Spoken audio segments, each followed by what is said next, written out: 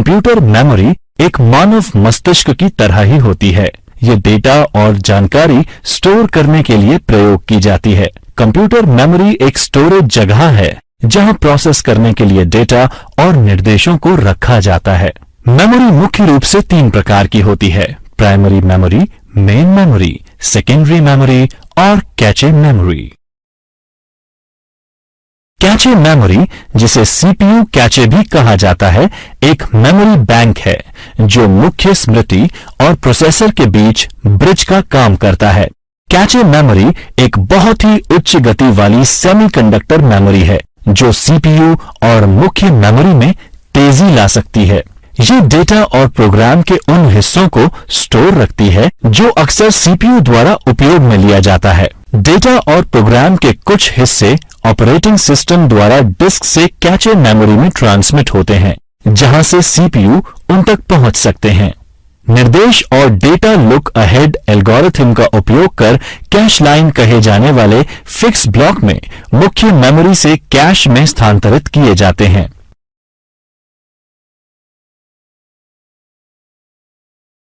Primary memory.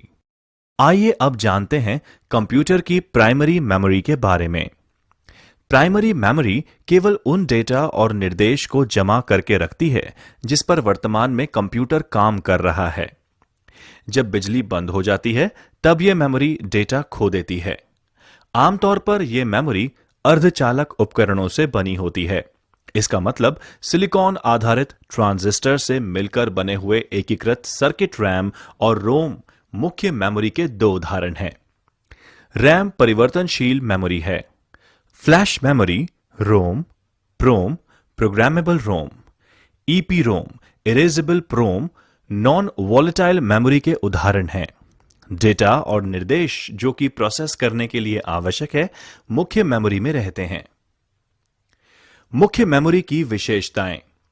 यह computer के काम करने वाली मेमोरी है।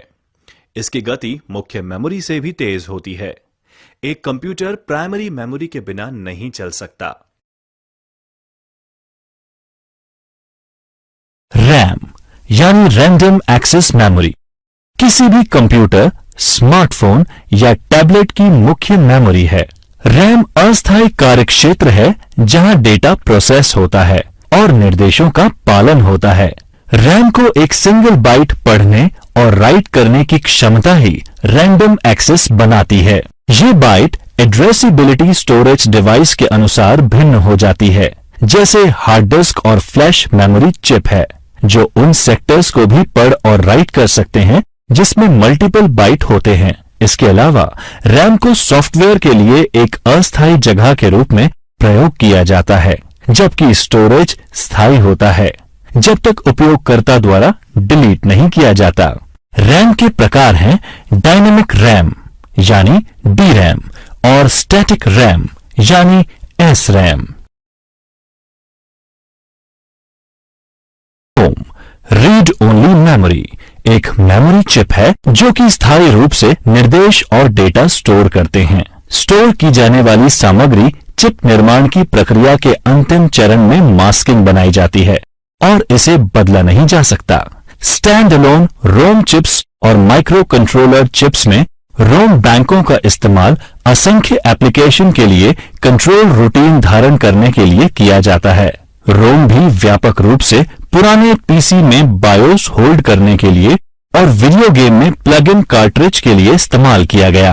रोम यानी रीड ओनली मेमोरी के प्रकार हैं पीरोम, ईपीरोम और ईईपी-रोम। पीरोम यानी प्रोग्रामेबल रोम एक स्थायी मेमोरी चिप है जिसमें कंटेंट चिप निर्माता के बजाय ग्राहक द्वारा बनाया जाता है या प्रोग्राम किया जाता है। ये रोम चिप से अलग है जो निर्माण के समय में बनाई जाती है। पीरोम स्टोरेज के लिए इस्तेमाल होते हैं जब उनके कंटेंट को बदलने की आवश्यकता नहीं होती, लेकिन कई अनुप्रयोगों में ईपीरोम और ईईपी-रोम के लिए रास्ता दे दिया गया है जिन्हें पुनः प्रोग्राम किया जा सकता है। ईपीरोम यानी इरेजेबल प्रोग्रामेबल रोम एक रीराइटेबल मेमोरी चिप है जो कि बिना पावर या बिजली अपना कंटेंट स्टोर कर सकती है। EEPROM चिप्स को सर्किट बोर्ड पर रखे जाने से पहले एक बाहरी प्रोग्रामिंग डिवाइस पर लिखा जाता है। चिप को एक महंगी चीनी मिट्टी से बने चिप पैकेज की आवश्यकता होती है, जिसमें एक छोटी सी क्वार्ट्ज विंडो होती है जो अपारदर्शी चिपचिपे टेप के साथ कवर की जाती है। पुनः प्रोग्रामिंग के लिए चिप को सर्किट बोर्ड से निकाला जाता है, टेप निकाल दिया जाता है और इसे लगभग 20 मिनट के लिए एक अल्ट्रावायलेट यानी यूवी प्रकाश के नीचे रखा जाता है। EEPROM यानी इलेक्ट्रिकली इरेजेबल प्रोग्रामेबल रोम एक रीराइटेबल मेमोरी चिप है जो बिना पावर या बिजली के बिना अपना कंटेंट रखती है। EEPROM राइट स्तर पर बिट या बाइट एड्रेसेबल होते हैं, जिसका मतलब है फिर से डेटा राइट करने से पहले बिट या बाइट को मिटाना जरूरी होता है। फ्लैश मेमोरी में जो EEPROM से विकसित हुआ और वास्तुकला में लगभग समान है, डेटा राइट करने से पहले बाइट के पूरे ब्लॉक को मिटाना होता है। इसके अलावा EEPROM आमतौर पर निर्देश और डेटा की छोटी मात्रा को स्टोर करने के लिए इस्तेमाल होते हैं, जबकि फ्लैश मेमोरी मॉड्यूल गीगाबाइट में डेटा स्टोर कर सकते हैं। इसीलिए डिजिटल कैमरे के स्टोरेज और हार्ड डिस्क रिप्लेसमेंट में इस्तेमाल किए जाते हैं। सेकेंडरी स्टोरेज माध्यमों के विभिन्न प्रकार होते हैं।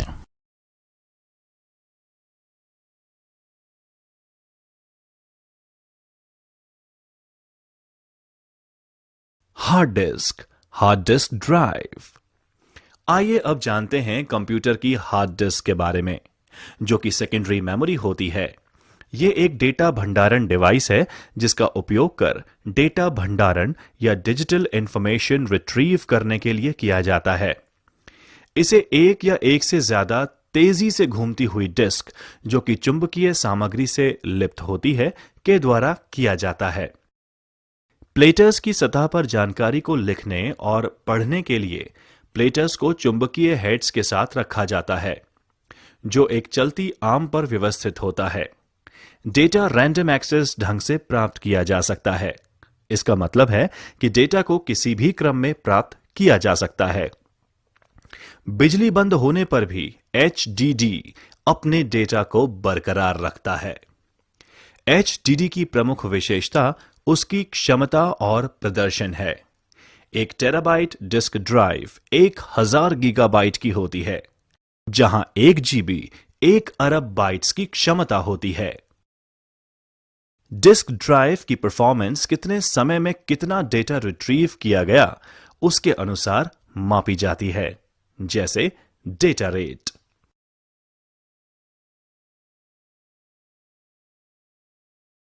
Optical disc. सभी ऑप्टिकल डिस्क वृत्ताकार थाली के आकार की होती हैं। ये अलग अलग आकार और भंडारण क्षमता में आती हैं। सबसे लोकप्रिय ऑप्टिकल डिस्क है WORM वॉर्म यानी CDR, CDRW, DVD और blu ray disc.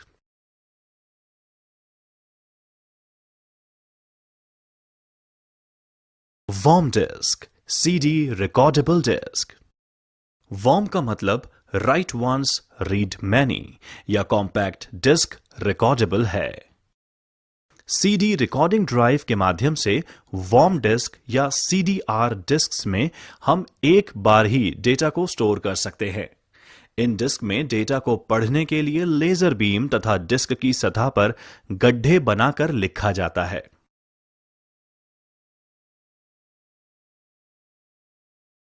Compact disc read write, ये वॉर्म डिस्क के समान है, लेकिन आप इसमें सूचनाएं कई बार मिटा और लिख सकते हैं।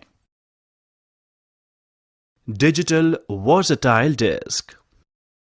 ये एक ऑप्टिकल स्टोरेज डिवाइस है जो कि CD जैसा दिखाई देती है, लेकिन इनकी भंडारण क्षमता 4.7 GB से 8.5 GB तक होती है। DVD को एकल परत डिस्क या डबल परत डिस्क के रूप में वर्गीकृत किया जा सकता है। यह अधिकतर उच्च गुणवत्ता वाली फिल्मों और ऑडियो फाइल्स के भंडारण के लिए प्रयोग किया जाता है।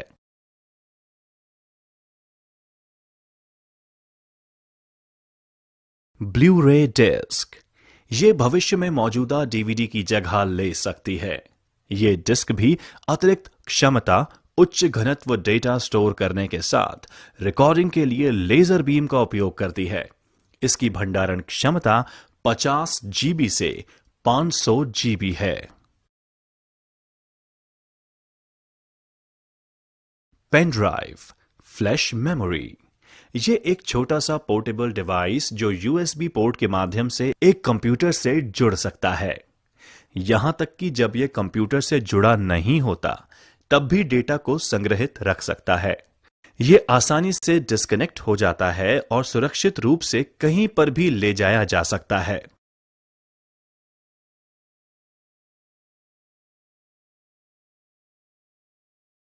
स्मार्ट मीडिया कार्ड, यह इन दिनों डिजिटल कैमरे के इस्तेमाल में सबसे लोकप्रिय है और एक पोर्टेबल क्रेडिट कार्ड की तरह है।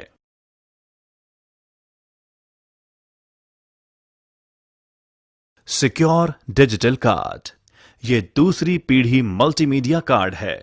इसमें डेटा को लॉक और रक्षा करने की क्षमता है। इसके 2 संस्करण हैं। मिनी एसडी कार्ड, यह स्मार्टफोन में डेटा भंडारण की आवश्यकता को पूरा करता है। माइक्रो एसडी कार्ड, यह मिनी एसडी मेमोरी कार्ड से छोटा होता है तथा उसकी सभी विशेषताएं उसमें उपलब्ध होती हैं।